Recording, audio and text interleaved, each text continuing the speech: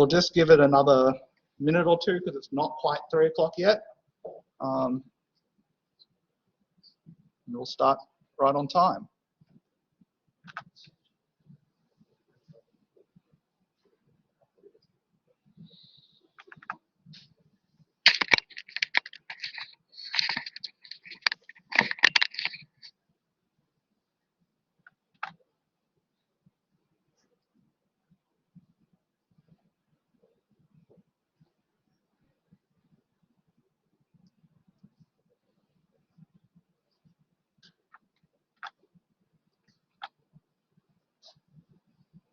All right. Julio, would you like to start the recording, please? Okay, excellent. All right.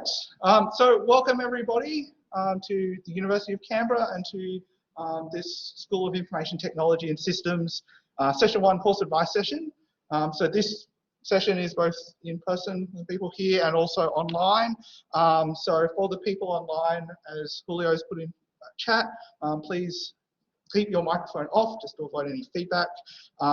If you've got any questions, please feel free to use the raise hand function on the bottom of your screen, or you can pop your question into chat. And then my kind moderator, Julio, who's sitting down the front here, will relay any questions in chat to me so I can answer both the people online as well as the people in the room. If you've got any questions at any point, please just raise your hand, yell out, pop it into chat, and I'm happy to take questions as we go. You don't need to wait until the end. We'll go through quite a few varied topics in the orientation session today, so feel free to just jump in if you've got any questions at any point. Yes? How interactive are university lectures? How interactive are university lectures?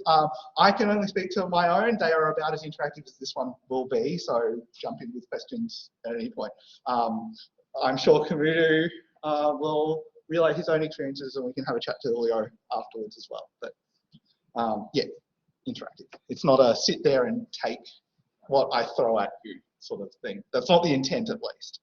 All right.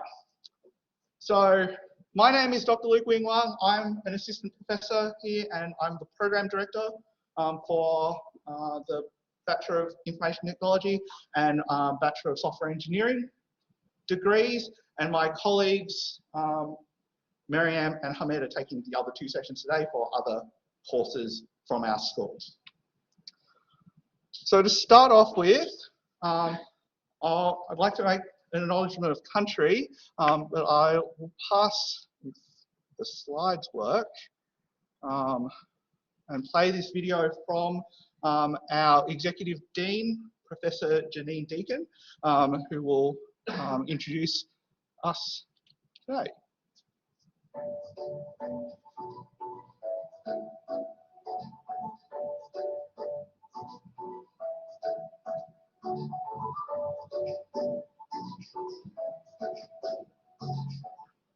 I'm Professor Janine Deacon, the Executive Dean of Practice, Science and Technology. I'd like to start by acknowledging the number of people as traditional custodians of the land on which the first campus is situated.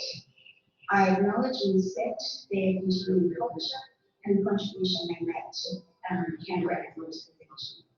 I'd like to acknowledge other First Nations peoples in this race. I'd like to welcome all our new students to the faculty, and all our continuing students are welcome back to the campus. So we are a rather unique faculty in Australia because we've brought the schools of science and information technologies and systems together into a single faculty to work on solving real-world problems. We are committed to experimental learning to ensure job-ready, world-ready and future-ready graduates. You may gain the skills to set you apart through a professional practice placement, a research project, or even workshopping with your peers to solve real-world problems. Our science graduates rank in the top 4 nationally for employment. Our computing and information systems graduates rank in the top 5 nationally for full-time employment. Our staff are committed to sharing their knowledge, experience and professional connections. In some cases, our staff bring in those working in industry or government to give the real-world perspective to the material they teach. Now, while you're studying with us, we hope that you'll experience some of our world-class teaching and research laboratories as you gain hands-on experience. We're an inclusive faculty and we embrace diversity, and as such, we actually have a new UC Society for Women in STEM. So please make sure that you get along and make the most of that for women in STEM. Finally, we have some faculty values, 4 core values, that we expect our staff and students to adhere to. And they are our people, so whether you're a student or a staff member, we really value your contribution to the faculty. We respect each other, we act in integrity, and we collaborate. So if you're doing a group project, make sure you're collaborating with each other. So I'd just like to finally just welcome you to the faculty and hope that you have a great year. And remember that we are here to support you.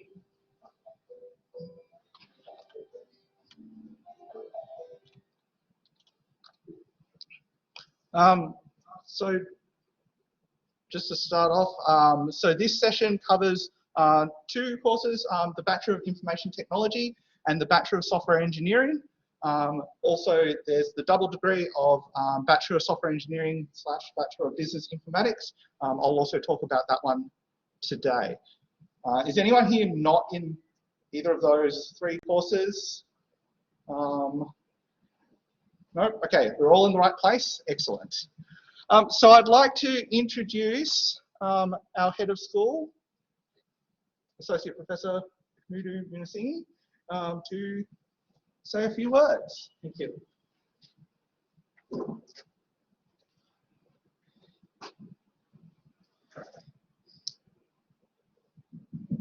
All right. I think I need to stand in front of this, right? Okay, thank you, Luke. Welcome all. My name is Kumudu. I'm the head of school of the School of ITS. So a warm welcome to all our new students, starting students. I know it's a very exciting time and probably also very confusing time to some of you. You know, where do I start? You know, where are my lectures? Where are my teachers? Where are my lecturers? And so on and so forth. But I would like to assure you, don't worry, everything will be okay. There is a very good team to take care of you. I believe, you know, this is the most important week of your entire university career, that you find these right people, make friends, find the right contacts, get to know what the university is about and what's around you. And then if you have, Luke will be going through all the information that you need, the contact numbers, the contact addresses, where you need to go, who you need to email, and so on and so forth. I'll be more than happy to assist you if you have any queries as well. So feel free to drop me an email if you need any help. So just a quick word. 28 years ago, I was sitting in your place. Yes, I'm old. So I have been there, done that. I know what a daunting experience it can be. So what I can assure you is that even 28 years ago, there were many people talking in front of me, giving advice, course information sessions. There was another Luke, there was another guy, you know, talking to me as a head of school, deans, and so on and so forth. But I can't remember any of them today. But the only thing I can remember is the amount of fun I had back then. I'll probably not forget that for the rest of my life. So just make sure you have fun, you take it easy, you enjoy your university life, all right? And everything else, we can sort out everything else. That's something that, you know, you should not panic. I know there are so many unknown elements with COVID, and we will help you, we will work with you to sort them out. Interactive lectures, blended mode lectures, online lectures, face-to-face lectures, tutorials, different types of exams. Yes. All right. Today is not the day for you to worry about them. All right. Okay. So good luck to everyone, and I'll see you guys whenever. And when you pass by, you know, just say hi to me. Good luck. See you. Thank you. Bye. Thank you, Drew. All right. See you later. I might just see if our Associate Dean of Education, Tamsin, would like to say anything. Yeah, hi all. Hopefully you can hear me. My name's Dr. Tamsin Kelly. I'm the Associate Dean of Education in the Faculty of Science and Technology. I'm joining you virtually. I really wanted to just welcome everyone, whether they be on campus or virtually in the room with me. Thank you for choosing UC. We're really excited to have you as part of our faculty. I look forward to working with you to reach your academic goals as well as really finding your career pathway moving forward. I'll pass back over to Luke for lots more information, but really happy to have you as part of the faculty.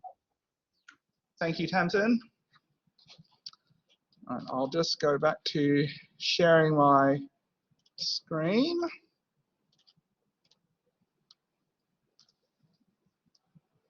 Okay. All right. So you've had the welcome speeches and all that. Alas, I have to go into the boring parts, which is here's all the contact details, here's where you can get help and all that. But these are really important because we're here to support you through your journey, right? It's not, yes, you're coming to university, you're supposed to be independent, self-study, self-motivated and all that, but we're here to help. It's not a journey that you should take alone, nor do you need to. So important dates, next Monday, semester 1, we'll get into teaching. Wednesday, the 16th of February, which is the end of week, no, the middle of week 2, is the last day to add or like units for semester 1, so to self-enroll in units without the lecturer approval. You can do it after that, but you have to ask for lecturer approval, and that can take some time. So you've got until middle of second week to self-enroll in units. And then the other date you should be aware of is Friday the 4th of March, which is the end of week 4, and that is what we call census date. And that is the last date to withdraw from a unit without it being an academic and financial penalty. So if you withdraw by census date, then the unit doesn't appear on your transcript, you're not charged for it, it doesn't go on your HECS, help and so on. But if you withdraw after that date, then it still does appear on your transcript and you have what's called a withdrawn grade, indicating that you've withdrawn from that unit after census date, and you'll still be charged for it. You still have to pay for that unit. Okay, so basically decide what units you would like to be enrolled in by, ideally by the end of next week, but by Wednesday of week 2. And then if you want to drop any units, then you've got until the end of week 4. Okay, so those are the deadlines for those decisions. So the people, we've met a few of these people virtually and here today. Executive Dean, Professor Janine Deacon, Associate Dean of Education, Dr. Tamsin Kelly. Myself, I'm the Assistant Associate Dean of Education, which is a mouthful. We've got an Associate Dean for Research and Innovation, Professor Diane Gleason, Head of School, Community, who was just here. And then the program director team I've mentioned before of myself, Hamed and Marianne, who are doing the course info sessions today for all of the various courses we offer at School of ITS. Now don't worry too much about remembering all of those. It's just if you see our names on an email, hopefully that'll jog your memory. If you need any assistance, any help, and you don't know where to go, Student Central is the first stop for any inquiry you've got. If they can't answer your inquiry, they'll pass you on or they'll direct you to the appropriate people. But they're the people to help you with any administrative inquiries. How do you enroll in units? How do you self-enroll? If you need a reminder about what the deadlines are, how do I access my student email address, which I'll get onto in a moment. Where do I go for various services? Student Central will help you with that. So they're in Building 1, if you haven't been over there, or you can drop them an email at student.centre@canberra.edu.au. and they've got a phone number as well. So yeah, enrolling in new tutorials through Allocate Plus on My UC student, self-enrollment, fees, all of that sort of stuff. Okay. So course advice, and I'll give you an overview of the courses today. But in terms of study plan advice, applications for credit, you know, if you've got specific questions about can this unit count as a restricted choice and so on, please contact the faculty at scitech-student inquiries at canberra.edu.au, and the faculty will be able to give you that academic advice of going, will this unit count? Is this an appropriate unit to pick for here? What are my options for semester 2, restricted choice, those sorts of questions. And don't worry if you don't understand what I mean by saying restricted choice and all that kind of stuff, I'll get to that in a moment. I mentioned your student email address. This is very important because this is where all of the official communications from the university go to you. They go to your student email address. So please check that. You can forward it to like your own personal email address if you wish, but when you email to the university, you have to email from your student email address. This is because that's our verification that it's actually you asking about your enrollment and not someone else. Okay. All right. Remember, if you've got any questions at any point, just raise a hand, pop it in chat, and so I'm happy to take questions at any point. I know this is a bit of an info dump at the moment. Expected workload. So you've all signed up for university. One unit, so if you're studying full time, you normally study 4 units a semester. 1 unit, which we call normally a 3 credit point unit, is approximately 150 hours of work on average across that whole entire semester for those 3 credit points. Now, if you work out the maths, then okay, there's like 13 teaching weeks plus a little bit of the exam period and final assessment period. 150 divided by 13 is about 11, 12-ish hours per week per unit.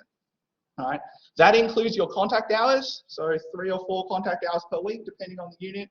And then you do independent study on top of that. And that includes the time you should spend on doing your assignments, preparing for the tutorial, submitting work, all of that sort of stuff. Okay? But that's a full-time study commitment, and that is what the expectation is from the university. Right? 150 hours per unit spread across the semester. Now, of course, that's an average. Some units might need a bit more or a bit less, depending on whether you've experienced any of it before, whether you're finding it easier or more difficult, and so on. But on average, it's about 150 hours for each unit, and that's also on average each week. Some weeks you might have a busy week because you've got a couple of assignments due. Other weeks might be a bit quieter because you don't have any assessment due. Hint, that's a good time to start working on your assignments for the busy times, so the busy times are busy. All right? Yes, Julio. Question from Ashley. Yep. I just want to know what if timetable is full? The timetable is full. Okay. I don't think I have a specific slide for enrolling in tutorials, but if it is, apologies if I repeat this information. So with enrolling into your tutorials and lectures, because I assume that's what you're referring to when it's full. So unit conveners, like myself and Julio, will be keeping an eye on unit enrollments. Due to the late ATAR offer, everything's a bit compressed at the moment. So we'll be keeping an eye on unit enrollments over the next week, and then adjusting tutorial and lecture capacities as needed. So just keep an eye on Allocate Plus on My UC, where you enroll into tutorials. If they're all full, rest assured your unit convener will be on top of it. But feel free to drop them an email just to say, hey, just checking that you're aware, because we may not have just noticed just yet that all the tutes are full and we need to open another one. But just keep an eye on it. Let your unit get in touch with your unit convener via email or on the Canvas forums, and we'll work with timetabling to increase capacity or open new tutes as needed. What else was I going to mention on this page? Oh, part-time. A part-time study load is considered anything less than a full-time study load. So if you're not studying full 4 units in a semester, if you're studying 3 or 2 or even 1, and then obviously your overall workload reduces accordingly. In terms of getting specific help for your study, so we have a program called Study Skills at UC, and these people run face-to-face and virtual programs, online drop-ins in the library and in the Student Resource Centre. If you look at canberra.edu.au/study skills, then you can see all of their available services there. These are for everyone, regardless of your level, and these are free. So this is a service for you to take advantage of as students. Take advantage of it. All right. There's drop-in study help where you can just talk to someone, help about it, assignment writing or research or referencing or how to find things in the library and so on. There's maths and stats help, what we call MASH, because we like acronyms, for any maths and stats questions. For example, in the courses you're in, one of the first year subjects is discrete mathematics. If you haven't done maths recently or before, go to maths and stats help. That's what they're there for. They're here to help. All right. There's an online study help service called Studiosity. We've got Ask Advisor service, peer-assisted learning sessions for certain units, so PALS, and that's run by other UC students who have previously successfully completed the unit, so you can get their advice on, what you might pay attention to or difficult parts and so on. There's online study help, Study Skills for Success, English for University. All of these services are freely available to you, so please take advantage of them. One I will highlight is the Academic Integrity module. This is compulsory for all students here at UC, and you'll have to do it as part of 1 or 2 of your first year subjects. So you'll have to demonstrate that you've completed that as part of those subjects. And this little online course is about academic integrity, so avoiding plagiarism, referencing it appropriately, what are appropriate behaviours for university assessment, right? Can I collaborate with someone on my individual assignment?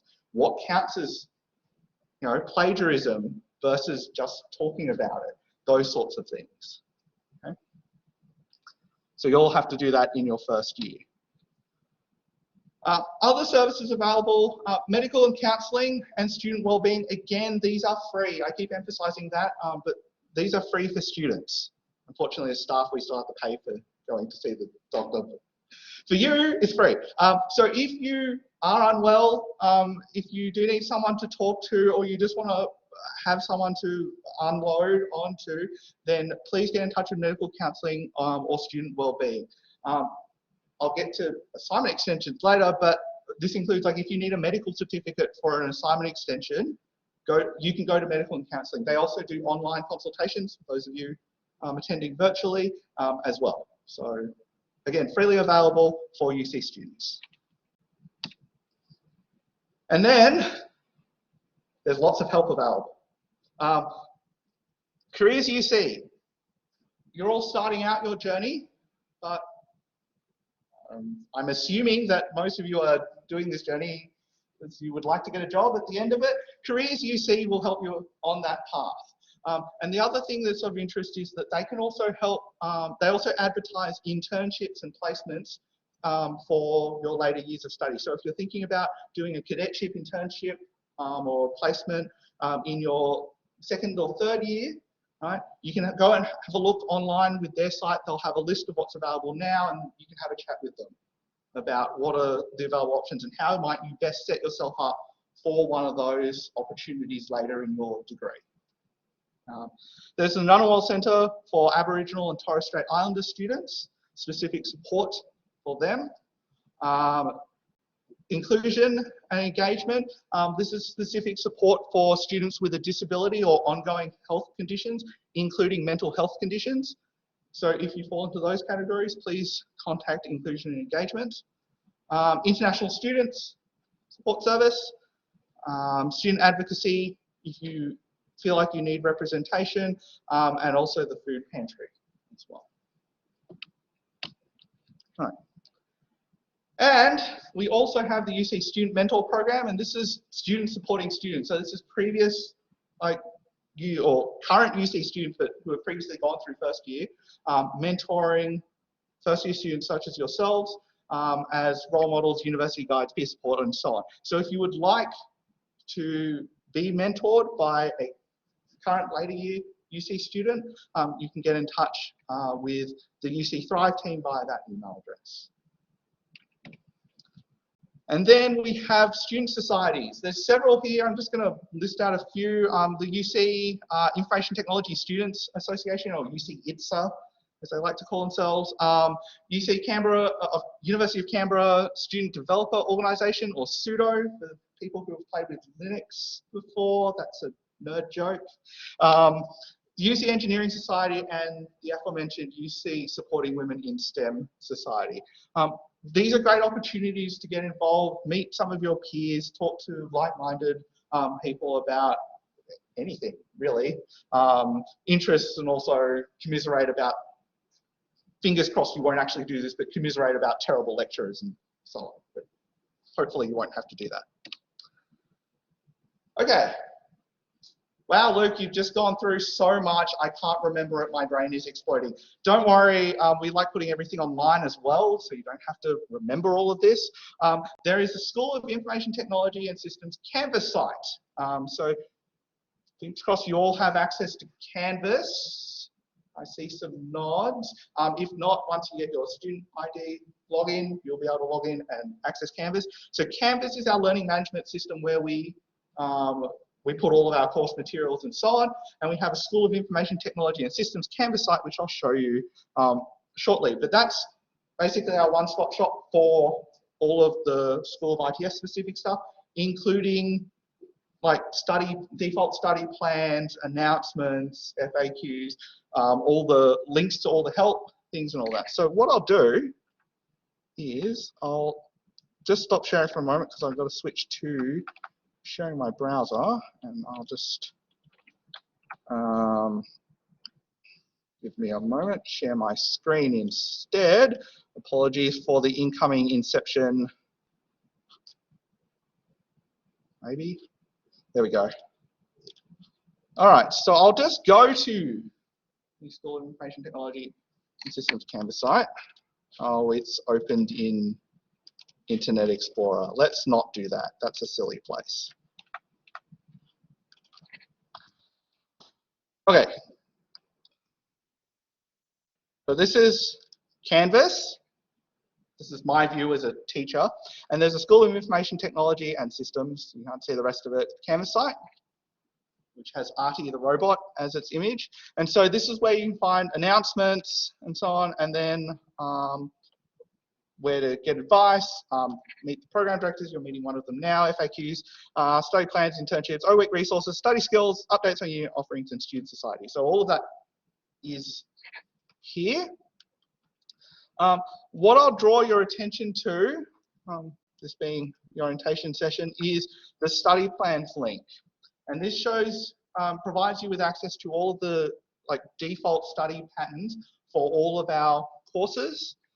So if you're here, I'm just going to pick this one as an example. It will list out all of our courses, Bachelor of Information Technology, let's pick that one. And it will give you an overview of what your main option is. So you have two options in this.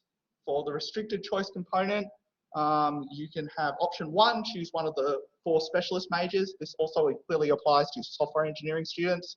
Or option 2 is to add breadth by choosing units of interest from anywhere in the university. All right? And then you can see here we have specific study plans for a generic one with no specialization, and then a study plan for each of the Bachelor of Information Technology with each of the 4 specialist majors. So cloud computing and IoT, cybersecurity and system admin, data science, and robotics and AI. Does anyone pick their major yet? Yes? Robotics and AI. Robotics and AI. So if I open up that one as an example, just to talk you through what this will look like, and it'll be similar with different units for software engineering students. So I'll tell you This is for Bachelor of Information Technology, Robotics and AI major for semester 1, 2022 commencement. So you're starting now. And then it will list out what we recommend that you study in each semester. So semester 1 and semester 2 in each year. All right.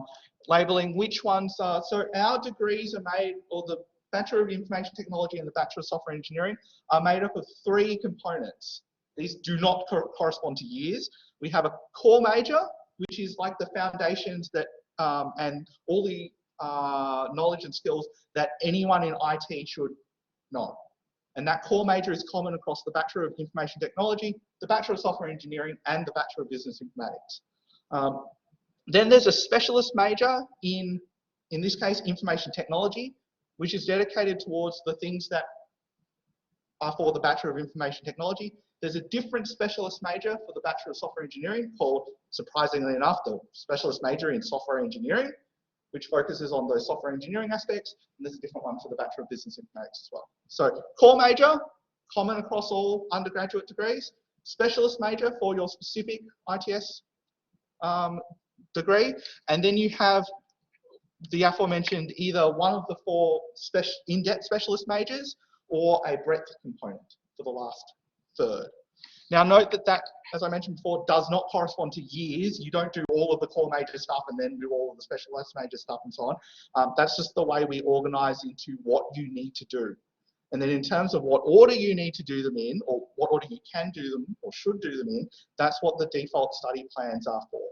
Right? That gives you that guide of which order should I do things in, how do I make sure that, for example, in order to do enterprise and cloud computing, I need to do 11485, which is Introduction to Network Engineering before that as a prerequisite. And so the default study plans have that all laid out for you to go, what do you need to study when, so that you've done the prerequisites in your earlier semesters for you to take the units in your later semesters. Right? Now, of course, not everyone's going to follow this exactly. We do recommend that you do so, but everyone's circumstances are slightly different. You may have come in with credit from previous study and so on. This is a good starting point. And then if you look at the credit you've received or so on, you can see, what do I not need to do? For example, if you've gotten credit in these 4 units, I'm just picking them randomly, that might not make much sense, then you can look at the remaining 4 units in year 1 and go, oh, okay, none of those have prerequisites, so I don't need to study anything before any of these units, and they're all available in both semester 1 and semester 2. So that probably means I can do all 4 of them this semester, if I wanted to. Right? And so you can start building your own study plan if you need to, based on this default study guide. Right? Similar applies for Bachelor of Software Engineering. It's just got some different units in it. And similar applies to the different specialist majors and so on. Just got different units to accommodate that. With the specialist majors, if you haven't, who's had a look at the specialist majors and picked one? Who's picked one? Yeah, a couple of people. Who's had a look at them, the 4 specialist majors? Who hasn't looked at them at all, which is perfectly fine also. Yep, a couple of people. So you don't have to make the choice now, luckily enough. Like, as you notice, even in this study plan, the first 4 units in semester 1, I can't just highlight these ones. Anyway, they're all set. Like, you're doing 4 core units. So you don't have to decide on what your specialist major is right now. You've got a little bit of time. However, I do recommend that you look at the study plans and see when you might need to have made a decision by. For example, in robotics and AI, the first specialist unit in robotics and AI is in semester 2 this year. So if you want to do this, it's probably best that you make the choice before semester 2 this year. Right? Because that way we can make sure that there's enough time to fit all of the required units of that specialist major in your degree while accommodating prerequisites and the order in which you should do things and so on. Right. Are there any questions about the default study plans? How to read them, think I've covered everything. So unit codes are yep. Sorry. Yes, Julio. Suja or Supan, I don't know. Yep. Says, can I change my course that I enrolled? The course you have enrolled, so the degree, can you say change from the Bachelor of Information Technology to the Bachelor of Software Engineering or vice versa or something else? You can change your degree within a limited fashion. So as I mentioned, the core major units are mostly the same in Bachelor of IT and Bachelor of Software Engineering, which means it's relatively easy to go, oh, I started off doing Bachelor of Information Technology because I wanted a more generalist IT degree, but I'm really, actually I'm really liking this programming thing. I want to do software engineering instead. So you can change, but the earlier you do that change, the better, because then it's more likely that the units you've done can transfer across into your new degree. Whereas if you say leave it a bit longer and you've done a couple of specialist major units in Bachelor of IT that don't appear in Bachelor of Software Engineering, then that transfer becomes a bit more difficult and you might be more limited in either the options you can take later on, whether you can do one of the 4 optional specialist major degrees or whether the credit can come across at all. So yes, you can change. It's earlier is better, but that's not saying it's impossible. Right?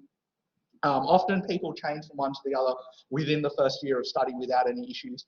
However, it does sometimes lock out what optional specialist major you want to do. Like if you've done too many IT units that don't appear in software engineering, you might not have enough space left to do one of cloud computing and IoT or robotics and AI specialist majors. I hope that makes sense.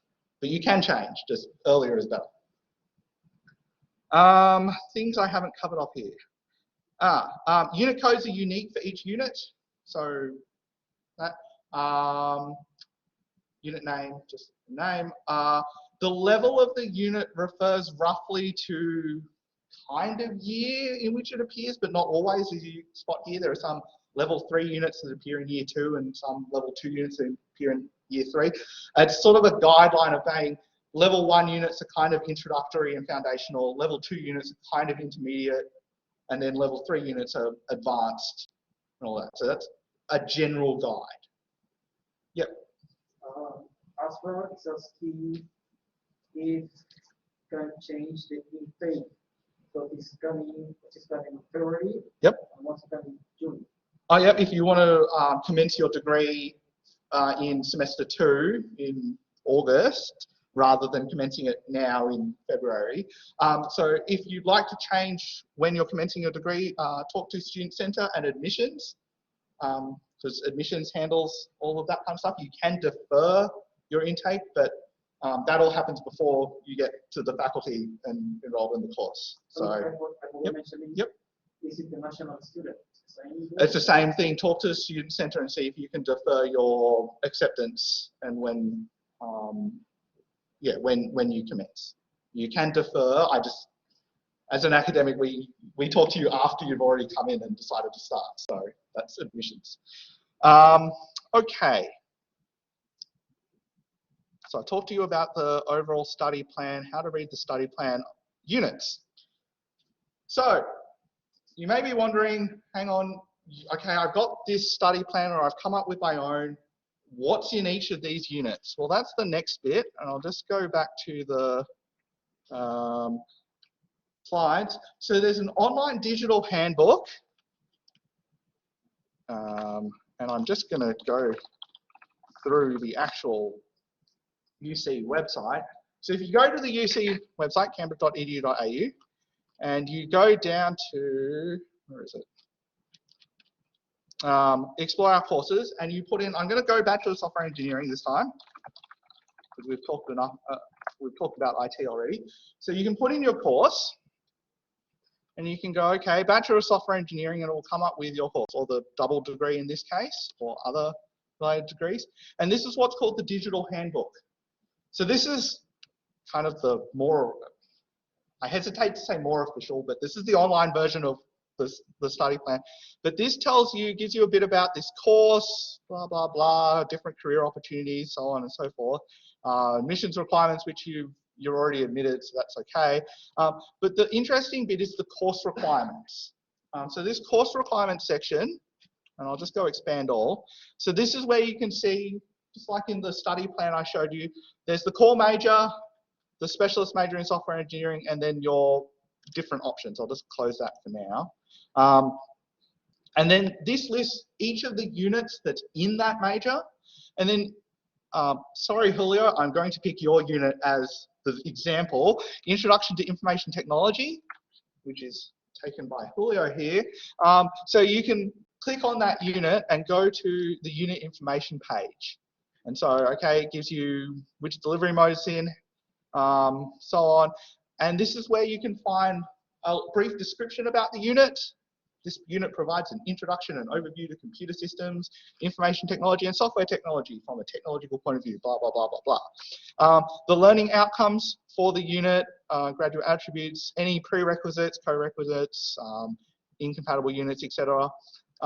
When it's available, or when it's planned to be available, I should say,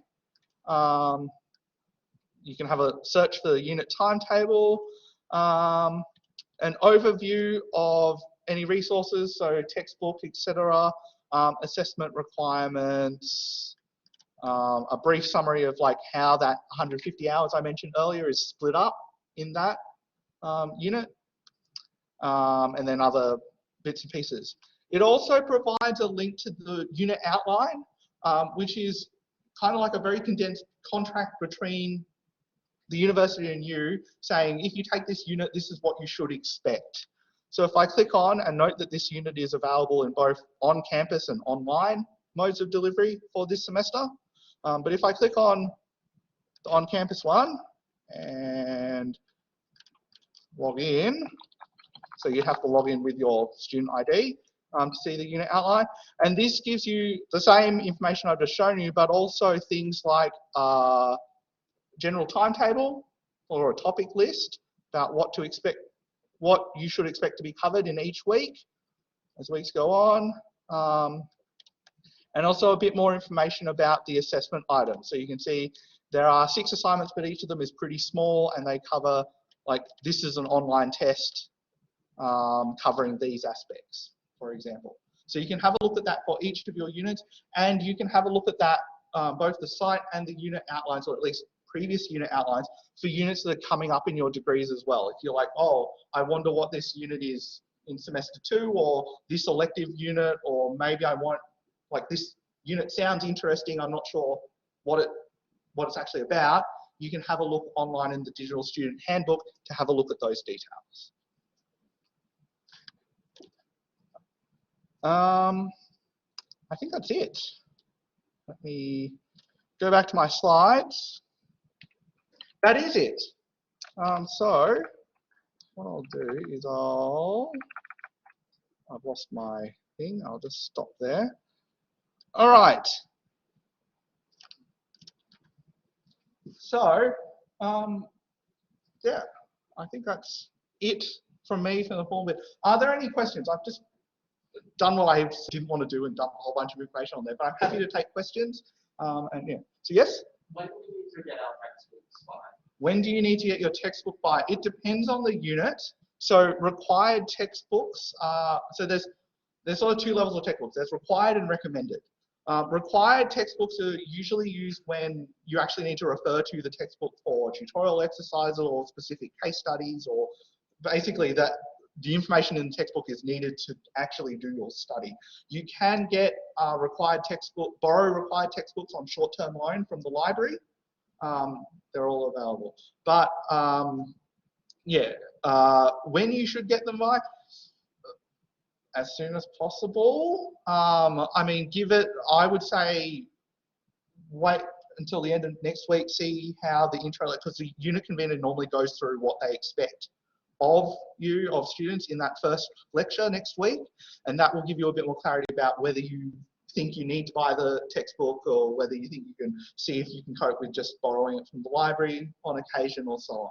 So there isn't really a one-size answer for that question. It depends on the unit, and it depends on what your own sort of expectations or the way you want to study are. Some people prefer to have the textbook so they can just open it whenever.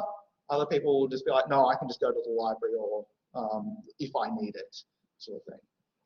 Yeah, I'll go to the question up the back and then I'll go online. Yep. So this presentation will be available somewhere. Yes, so this presentation is being recorded and it will be available on that School of ITS Canvas site for you to watch later on, as will the slides as well. Yep. Is that a follow-up or? Okay, I'll go to the online question first. Yep. RTP is asking that means we can study online if we can't reach Canberra on time for international students. Yep, so for international students, if you can't get to Canberra, then on time, like as in by next week, most or all lectures are at least recorded. So they're available online afterwards, even if your lecture isn't being live streamed. For some units, then your lecture will be live streamed, just like we're live streaming this session right now. Otherwise, the lecture recording will be available. If it's going to be more than next week, have a just get in touch with the unit convener to see what options there are, because it varies depending on the unit, whether there's a virtual, like an opportunity for you to attend virtual tutorials or not, or so on. So, yeah, I guess that would be our advice. Yep. I'm going to combine two questions. Basically, the student is asking how to get access to like lectures, tutorials, and one is asking for the textbooks links as well. Yeah. So what textbooks you'll need are available on the unit outline site or the digital handbook, which I was showing you momentarily ago. I'll just go back to sharing my screen again. Does that come up yet? Nope. Nope. Nope. Yes? Okay, so on this is the information page for this unit, and if you scroll down to resources, then it's listed there, or it's in the unit outline as well, the same information. And then in terms of where you find like the lectures and so on, each of your units will have a Canvas site, so just like that, the School of ITS Canvas site. So if I go back to my dashboard, and I'll show you my unit's Canvas site. So I teach systems analysis and modeling, and this is the Canvas site for my unit, and it has like the lecture recordings. Obviously, no recordings are up yet because lectures start next week, but a couple of videos and like the assessment, what you should do, links to the assessment and so on. So all of that's available on Canvas. Once you enroll in a unit, you'll have that information on Canvas. Okay. All right. You have a question? Okay, sure. Yes. Is there a particular place or a group where you can sort of see like sort of other students that are selling their second-hand textbooks? So second-hand textbooks in a specific group or so on. I'm not actually sure about that one.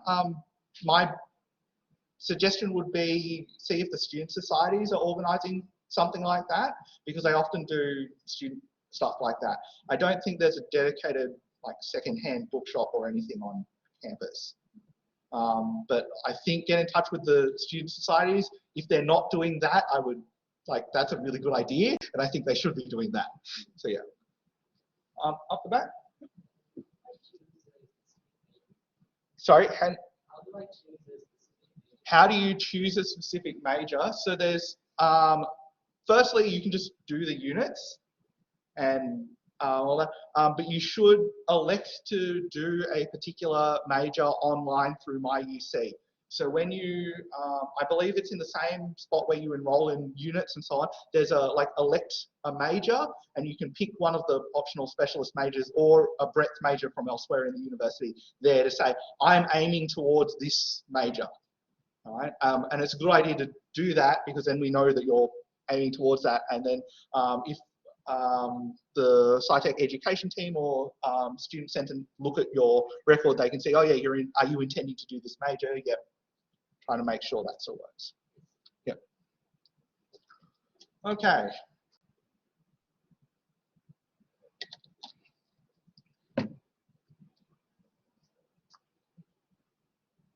How's everyone feeling? Are we overwhelmed? And I thumbs up, some nods. Generally good. Looking forward to it. Yeah. So I know Kamudu said had fun. I'm sorry to put all of this dampening. You need to know all this stuff and all that. That's kind of my job as program director. Kamudu's job is the head of school. He gets the fun bits. But I think that's a really good message to reiterate. Despite me going through all this nitty-gritty about this is where you get help and all that kind of stuff. Oh, was that a question I just missed? How do I access online lectures? That's through the Canvas site as well. And it's actually like you join a virtual room just like this one. So it's just done through that Canvas, the Unix Canvas site, rather than the School of ITS one. But yeah, just like this one. Have fun as well. Yes, you're here to learn things, you're here to develop, you're here to pick up knowledge and skills and so on, but have fun as well, right? It's not supposed to be 3 years of, oh, this is so difficult and I hate it. Like, that's not the point. You should come out with this with a whole bunch of new skills, new knowledge, new friends, new connections that will benefit you for the rest of your life, right? It's not about getting you into the ground and going, I have had 3 years of pain and misery. Now I can finally escape this place. Like, I hope none of you have that experience, right? But it is what you make of it. And I guess that's what I would impart upon you. That would be Luke, you know, the person who went through uni not quite as long ago as Kamudu, but still a while back, all that. It is what you make of it, right? If you need help, seek out help. It's on you to make the most of this experience, right? And so be proactive about your learning and your experience here. Don't wait for things to come to you, right? Everyone else here, right? Everyone's in the same boat. Like internships, placements, you know, your specialist majors, and so on. Seek out, look for that information. Seek out help when you need it, but be proactive about it. Don't just passively expect it to turn up. Yes? That's up to you. So are you expected to bring a notebook to classes, or do you need a computer and so on? You'll probably want a computer so you can submit assignments and so on. So if you don't have a device, you should get one. It's up to you how you study now. As I said, it's in your hands. Whether you turn up to lectures and are the sort of person that can sit there and just take it in and would like to look at the notes later on and sort of do that processing afterwards, whether you're one of those people who keeps a meticulous notebook and scribbles notes as someone is talking to you, whether you print out the lecture slides ahead of time and annotate them, whatever works for you. And I know that's not like, it might take you a bit of time to work out what does work for you, but if you're having issues with that, how might you best learn? Go to Study Skills. They'll be more than happy to talk you through a variety of options that I've just mentioned there, and you'll be able to find one that works best for you, because what works for you might not work for someone else. So yeah, it depends. And it might change depending on units as well. I've had units way back when I studied having pages and pages of handwritten notes, and others where I maybe wrote 2 lines because they were the key takeaways that I wanted to take away from that lecture. Depends on the unit. So sorry, there's no simple answer. It depends, but I hope that helps. All right. Okay, if that's all, then thank you very much, everyone. Welcome again to UC. I hope you enjoy your time here. Remember that we're here to help. Otherwise, have an excellent afternoon, and we'll see you around in lectures next week and in tutes the week after that. All right. Have a great afternoon, everyone, and bye, everyone online.